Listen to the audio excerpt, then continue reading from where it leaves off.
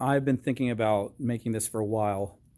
This is the biggest question that I would say to any of you that are thinking about doing art full time. The big question all of you have, probably, unless you're already doing it successfully, is how? How do you make your full time living in the arts, selling art? How? It's the really big question. And I'm going to break it down very simply for you. There's a very simple answer, and it goes like this: don't. Don't do it. You probably won't make it. Now, why would I say that? Because I'm supposed to be super encouraging, telling everybody you can do it, believe in the impossible, go after your wildest dreams, and I absolutely believe all of that.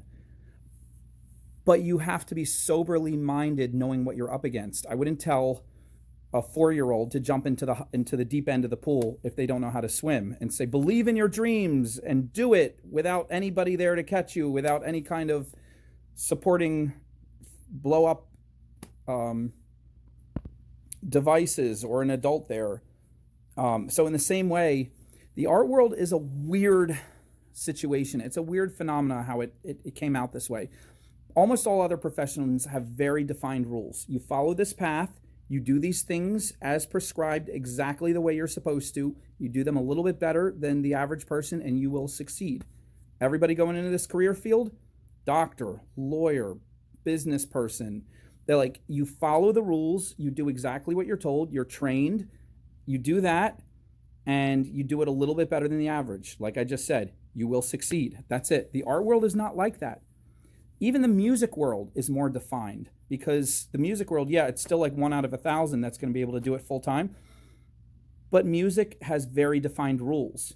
Yeah, you can do avant garde and bang on the piano and pretend and do weird stuff, but most people are not going to take you seriously. If you want to be a real musician professionally, you have to play in key. You have to sing in key. You have to know notes and chords and scales. You have to follow very specific instructions. You have to know how to play on beat. And all of that is very defined skills. And even after you do all that, there's certain very defined ways to break into the record field to get, to get an album, to get a record label to sign you. Now, with the internet, you can promote yourself, and there's so many more avenues that you can go. But still, everybody knows when somebody sounds good as a singer or a musician. It might not be your opinion that it's your favorite style, but everybody knows when somebody is on key or off key, or on beat or off beat, or can play very impressive notes and all the notes are hitting, or they're slipping and they're missing notes. People can hear it. The average person's been listening to music since they were a kid. They can hear when it's on and when it's off. And they can distinguish who's good, who's mediocre, and who's really good. The art world is not like that at all. The art world is open-ended and ethereal and weird. Why? Why do some people spend 50 years honing their craft to be able to paint something that looks as real as a photo, and then some guy slaps up a few pieces of strokes on a canvas, and the person who spent 50 years can never make a living doing it, but the person who threw a few strokes down, they sell their painting for millions? Why? How? How come there's 100 different people make the same jewelry? One person will know how to sell it and make their living, and the other 99 will sit at the craft sale all day and lose money. Like, there's so many variables in the art world that make it almost impossible to make your living. First of all, it's oversaturated because visual art isn't as defined as the other disciplines in life. So therefore, because of all the avant-garde stuff, anybody thinks they can be an artist. Anybody can throw some paint on the canvas. Anybody can take some wire and wrap it around a stone a certain way. And therefore, there's so many people competing with you who don't have to acquire a very high level of skill. So you're dealing with that. And then there's the fact that if you do acquire a very high level of skill, it's not so much your skill as much as it is your ability to sell, your ability to find the people who connect with what you make. And then there's so many other convoluted things about it that basically, if you want to be a full-time artist and you want to know how, you probably shouldn't. And I'm telling you that because you should have it as a hobby if you love art. You should do it part-time. You should do it as an extra source of income. You should do it for fun. You should enjoy it to its full extent. But if you want to make it your only one source of income to pay all your bills and provide for yourself and a family maybe for the rest of your life, and you're asking me how, you probably should not. And I know that sounds harsh, but I don't want to lead you astray. I went in full force. My dad's an art teacher. He didn't teach me all these skills. I learned them on my own, but he had me confident in art since I was 4 years old. He had me going to art classes since I was 6 years old. I was always known as the kid who could draw anything in school. The kid, get Matt to do that. He'll do the art part for the we have some kind of play coming up, get Matt, he'll paint the backgrounds. And so I had a ton of confidence. I didn't develop a lot of my skills as much as a lot of other artists, but I had a ton of confidence. And I still spent the better part of 5 or 6 years almost starving when I tried to do it full time. It is a brutal world. So those people who still want to do it, if I didn't turn you off, first I want to turn off all the people who are hesitant, because I don't want to send you down a path that you're going to fail. And then I had some responsibility in encouraging you to fail. I want you to be open-eyed, sober, ready for the brutality of this world. It is brutal. It is like going through a forest where everything is trying to attack you and eat you and stop you and trip you up and cut you, thorns and thistles and wild animals. That's literally how hard it is. Now, if that doesn't scare you, if all of this just invigorates you more and you want to do it, now, almost 7 minutes in, I'm going to tell you how. If you want to be one of the few and you think you can make it, this is how you do it.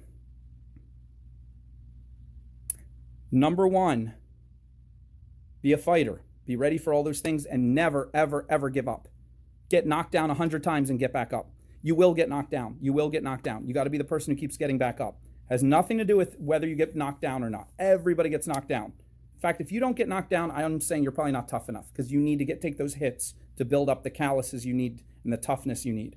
So number 1, never stop getting up. I don't care if it takes you 20 years. If you're determined, fight it, fight it, fight it. Number 2, adapt. Adapt, always adapt. Don't hold your art to one specific style and say, this is all I like, and if nobody buys it, I'm sticking to it anyway, and I'm never adapting at all. Don't sell out. Don't do only what other people like that you don't enjoy, but be flexible and be willing to adapt and be willing to try things that you're not sure is your style but could be, and keep adapting and follow the market. Okay?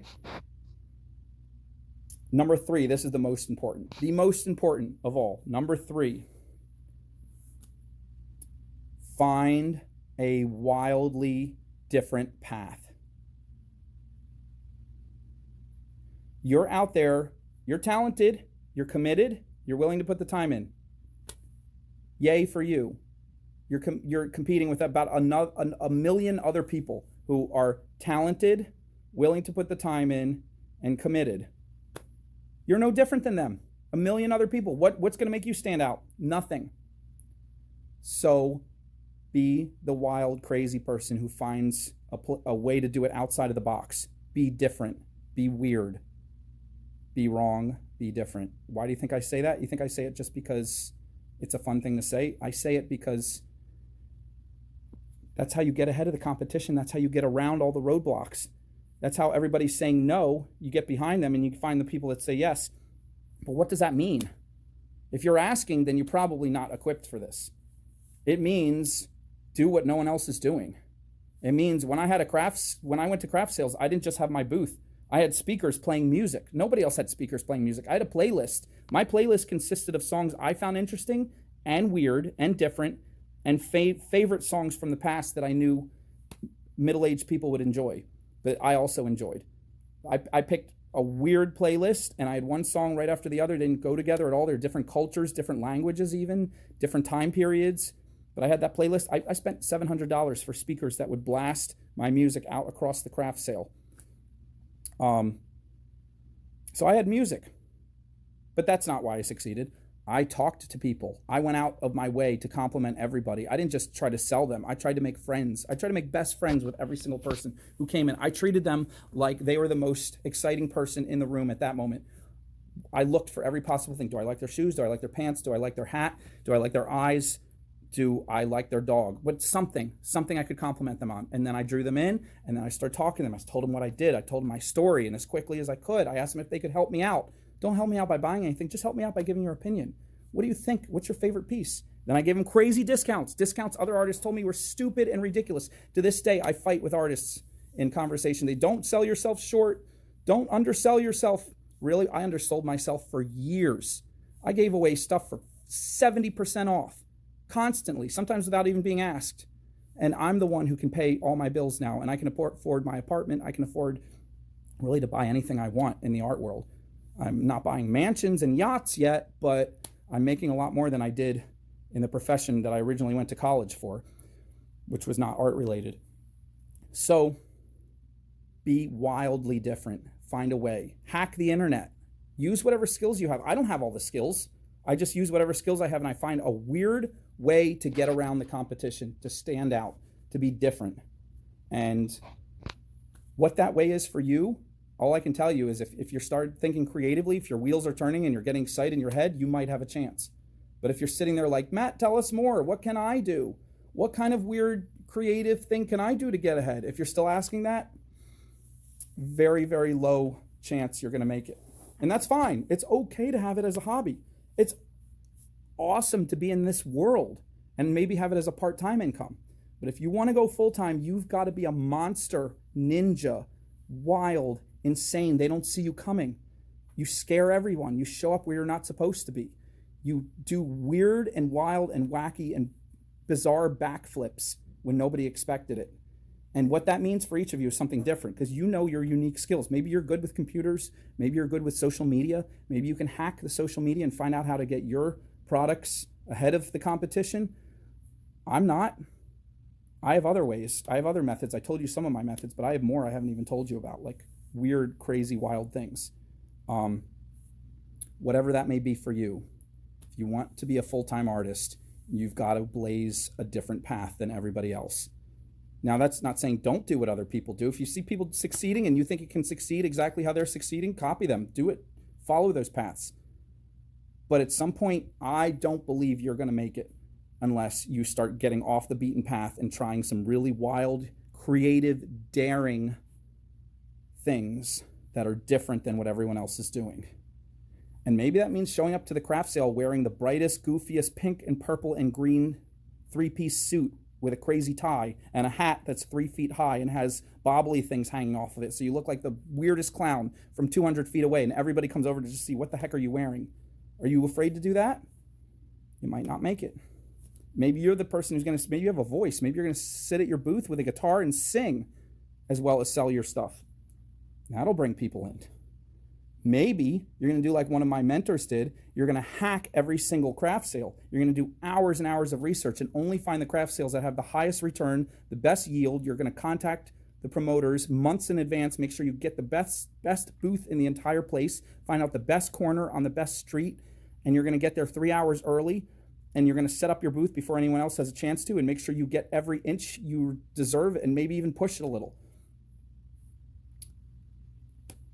I don't know. Maybe you're going to be like one of my other mentors, and you're going to find a style of jewelry that doesn't exist at all on Earth, and you're going to create something totally new that you don't see anyone else doing that is really unique for some specific way. Whatever it is, if you're excited by this video, you might have a chance. If this video just fills you with more questions, how, where, how, why, tell me more, I need more answers, then not to be mean, but to keep you from going down a dangerous path that you're going to find is full of all kinds of sticks and stones and thorns and crags and wild animals.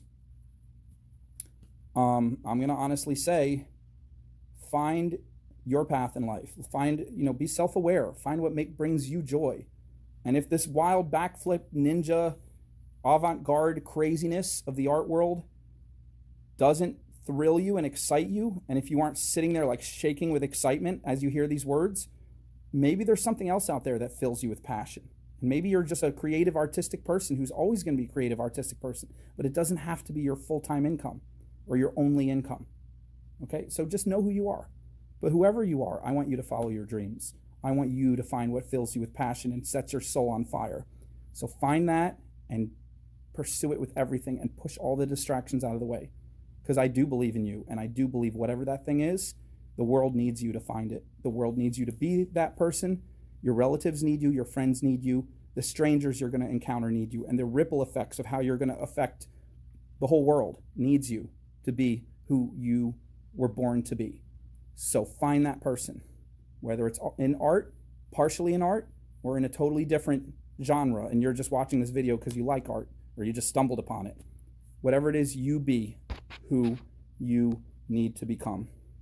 Okay? Have a wonderful day.